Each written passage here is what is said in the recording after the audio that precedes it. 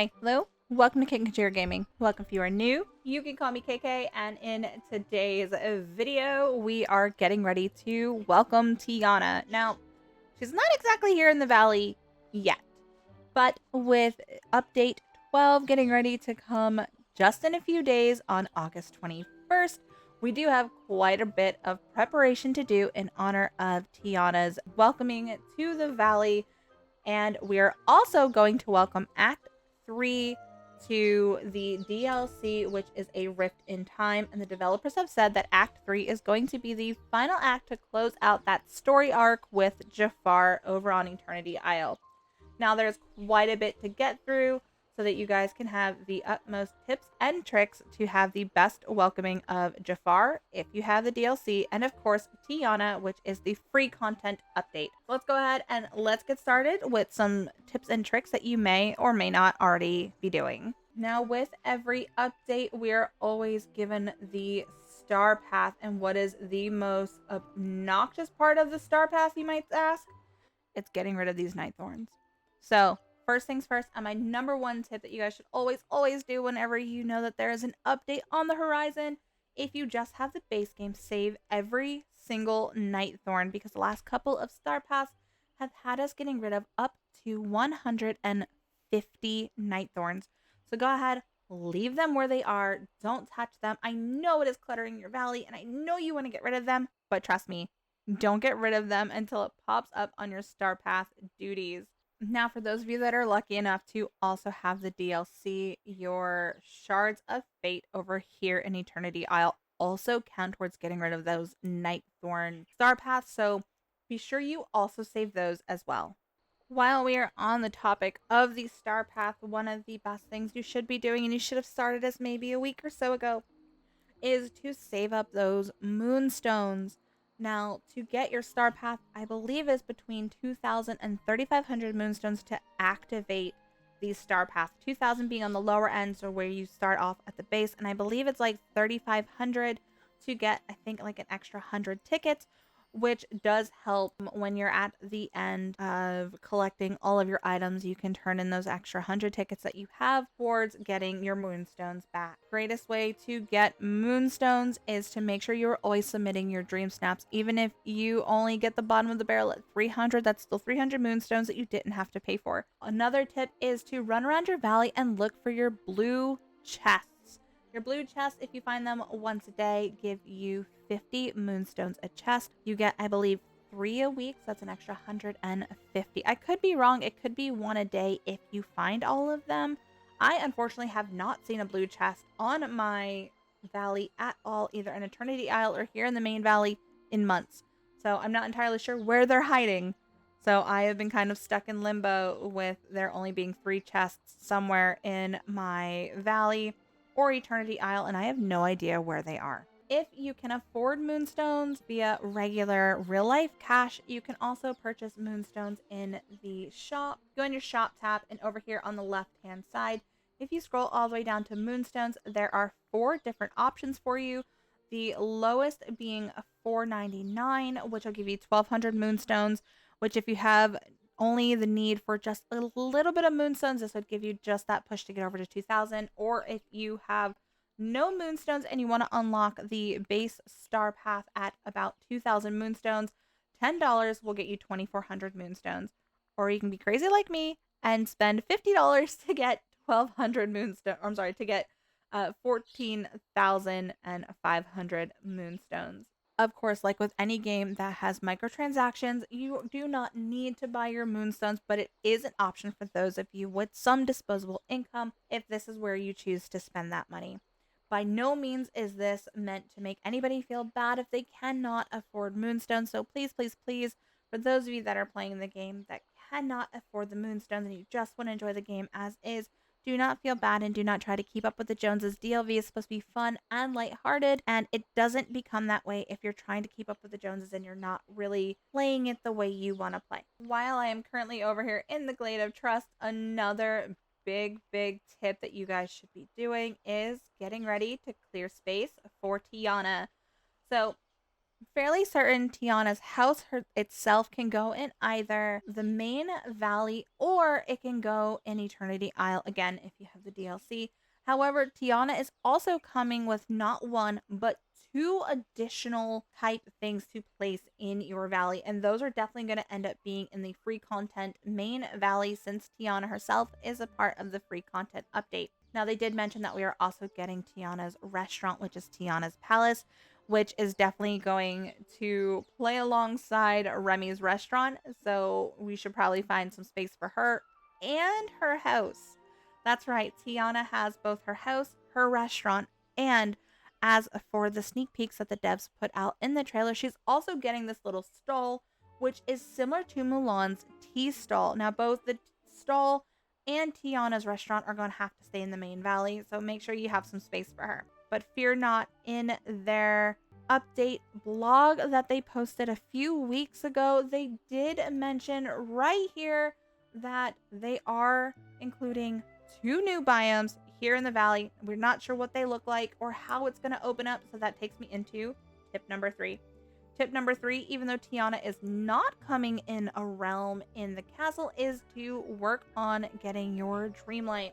One of the best ways to get your Dreamlight is to do your daily duties. Your daily duties are found over here in the Dreamlight tab. And if you do these duties here, if you see down at the bottom, you also get some Dreamlight. Now, I'm not entirely sure how much Dreamlight is going to be needed, if you're going to need it for any of her quests or if you're going to need it for anything else. But if they are keeping up with their adding 2 new biomes to the valley, you're definitely going to need some Dreamlight to open those biomes, just like we did when we first opened up the main valley. So do not sleep on getting those dream shards. Hunt them down, do your daily tasks, go through your little things here, your little collection bits, and they will also give you Dreamlight if you complete these little quests that are in here as well. So don't sleep on that, guys. I know that is not something that's really talked about lately in tips and tricks for bringing Tiana to the valley because she's not in the castle in her own realm. But if they are opening those extra biomes, you're going to want that Dreamlight saved up so that you can open them as well. Keeping up to date with Tiana's update, you're going to want to make sure that you have enough crops saved up, either already growing so that when she does come to the valley, you can just harvest them and be ready to go, or craft a bunch of extra storage and have them saved up in your storage as well. Because it is seeming like Tiana's update is focusing on a lot of cooking, which makes sense because in the movie, she is all about saving up for her restaurant, Tiana's Palace, and she's all about cooking. So make sure you are saving up your crops, putting them in your storage. Thankfully, we can have unlimited storage as long as you can craft as many storage boxes as your resources allow. Since Tiana is from New Orleans, you know, one of the recipes they're probably going to be bringing to the valley is something with gumbo. So don't sleep on fishing as well. Stock up your fish in all of the ponds, including on Dazzle Beach, to catch as many fish as you can to save up on them, because it might just pop up in one of Tiana's recipes. Now, don't forget to also stock up on your purchasable ingredients from Remy's shop, and that's cheese, milk, eggs, butter, peanuts, and slushed ice. Make sure you have a nice little stock of those as well, or make sure that you have these star coins to be able to purchase them. Again, with the talk of Tiana coming and her update focusing on cooking, I highly recommend you try to get as many recipes unlocked as possible because you have no idea what is going to be needed for her quest. Now, I will say, if you guys have never been to New Orleans, one of the things New Orleans is famous for are their beignets for Café du Monde. And honestly, if you don't have this recipe unlocked, I'm going to go ahead and do it with you right now. So all you have to do is put these ingredients into your cooking pot. You can either do it at home or you can do it here at Remy's, and that is canola, rice, eggs, and sugarcane. As you can see, I currently don't have any sugarcane, so I am going to have to plan it to make sure that I have enough to make some beignets to welcome Tiana into the valley. Like most updates in the valley, our new valley villagers are always going to require some sort of material, some sort of items. So be sure to also start stocking up on those.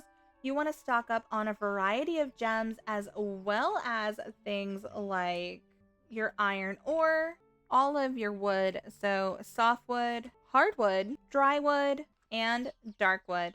Other things that you want to probably save up for are your stone, pebbles, and clay as well. Possibly even some glass. So if you do not have any glass, I also recommend on saving up your sand that you can get very easily down at Dazzle Beach, and that can be turned in your crafting station into glass. Another quick way to stock up on resources if you have Kristoff's stall unlocked is to every single day go buy out Kristoff's stall. Buy every single item, whether you need it or not, because the following day when he restocks, it will cycle through.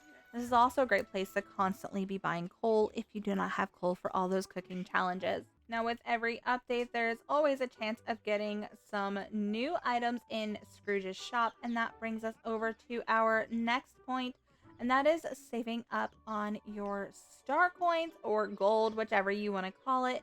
And you can, of course, do that by a myriad of things.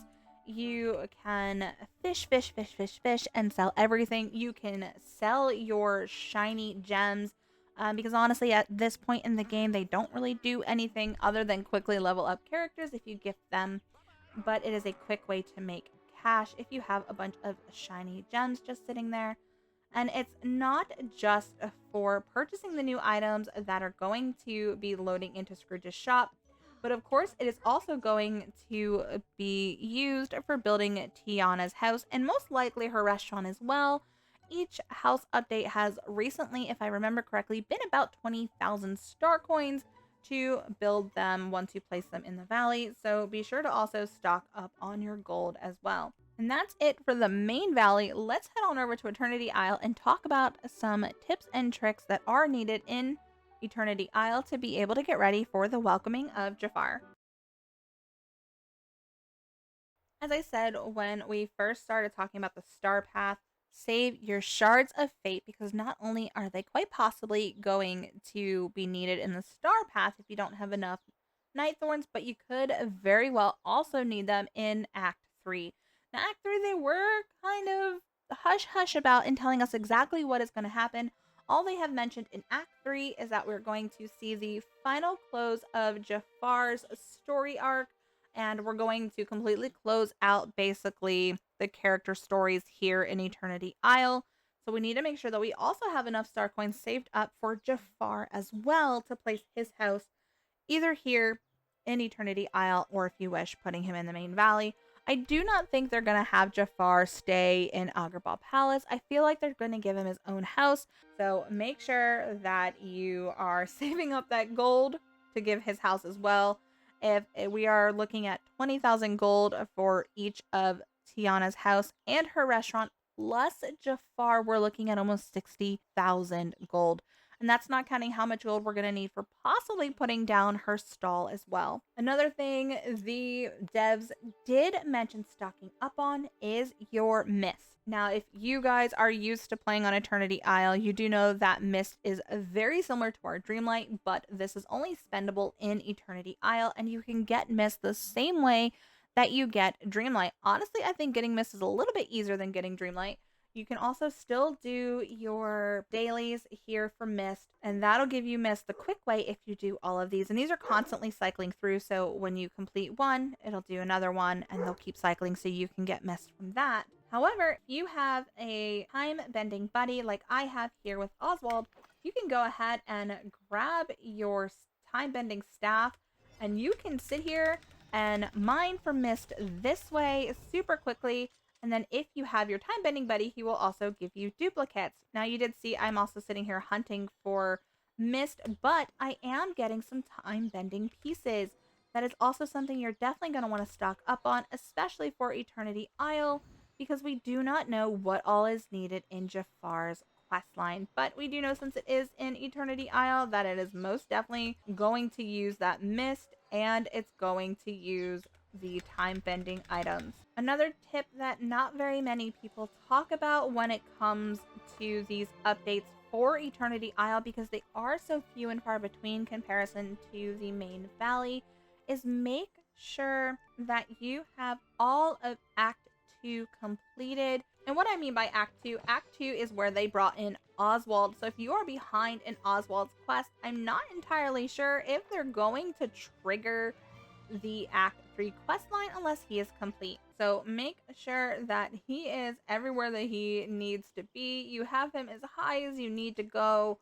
You have done his quest line at least to where you're getting him to speak actual words to you and not using the signs. Another tip for Eternity Isle is try to get as many of these biomes opened as possible, especially these biomes right here. Here is Jafar's palace. This is a palace of Agrabah. So you want to make sure you have the glittering dunes open, and then you also want to have the wild tangle, specifically probably wastes and borderlands and the promenade and the grove. So basically anything that can allow you up here to access Agrabah's palace. The last and final thing we're going to talk about in terms of the update applies to both Eternity Isle and the main valley, and it's something that not very many people mention. I have watched a bunch of like tips and tricks videos with each update, and not very many people actually mention this tip. And that is to make sure that you have your valley villagers as high as you can possibly get them before the update up to and including making them level 10. And that's because some of the quest lines don't actually trigger if certain characters are not level 10. I did run into this problem when I was doing Wally's Dapper something quest. It was one of the bundles, and I could not get his quest line to trigger unless I had Woody and Buzz both at level 10. So this is definitely something that you guys want to keep an eye on so that you are able to get Tiana's quest as well as Jafar's quest as quick as possible. The final tip I am going to leave my Eternity Isle people on is do not sleep on these vacuums. You do not have to have one in each biome in the valley or in Eternity Isle. You can honestly, if you prefer, pick it up and transport it into each biome. I personally have one vacuum in every biome just because it's easier for me than having to remember to pick up and find it in my inventory. So this little vacuum is going to be a time saver. You're going to want your vacuum on level 3. But the best part is, especially when it comes to doing your star path, everything you pick up in your vacuum counts for your star path duties if they're currently in rotation for you to do. So for example, if you had your Nightthorn star path up and it says that you need to clear 15 Nightthorns, you can go to your biome that has your Nightthorns or your Shards of Fate, head to your vacuum, and click on the Shards of Fate or the Nightthorns. It'll collect them without you having to run around and gather them yourself, and it still counts towards the star path. And with that little bit of information, I'm going to leave you here. Let me know in the comments down below if there's any tips and tricks that I might have missed, or let me know in the comments down below if you are taking any of these tips and tricks in this video and applying them to your own valley as well. Here is a secret bonus tips and trick. I am kind of bragging a little bit over here, but if you guys are looking for like-minded communities on Facebook to help further your journey in Dreamlight Valley, be sure to check the description box down below. There's 2 amazing Facebook groups. One is Dreamlight Valley Adults After Dark, and the other one is now called Dreamlight Gamers, formerly Dreamlight Valley Multiplayerverse. Both Facebook groups are full of so many tips and tricks. We do giveaways, treasure valleys, prizes, games, theme weeks, and so much more. Joining both of those groups is a great way to find out when we are hosting treasure valleys, so you can come on over to our admin's valleys and pick up those much needed materials for your quest line without having to do all the grinding. And while you're down in that description box down below, be sure to check out all my social media sites. That's Twitch, Twitter, and Discord. During the summer, I do try to stream every day over here on YouTube and on Twitch, playing some sort of cozy game, whether that's Dreamlight Valley or Polia. And I am looking to add some more cozy games into my repertoire, so let me know in the comments down below what type of cozy content you are wanting to see, and I will see if I can fit it in my schedule. I also do stream a minimum of twice a week over on Twitch with my husband Broke Pixels Gaming, playing some sort of variety game. So whether that's Power World, Ark, Icarus, Grounded, or something like that. I will let you guys know I'm not very good at those kind of games, but like my tagline says, I suck at video games, but at least I make it fun. And don't forget, guys, give this video a great big thumbs up. It really does help me in the algorithm. And don't forget to click that subscribe button and notification bell. It'll go ding in your inbox every time I post. I'm a small-time content creator looking to grow her channel in 2024, and I hope you guys will continue on this journey with me. I want to thank you guys again so much for hanging out with me today on this tips and tricks video, and I'll see you guys on update day. Bye, guys!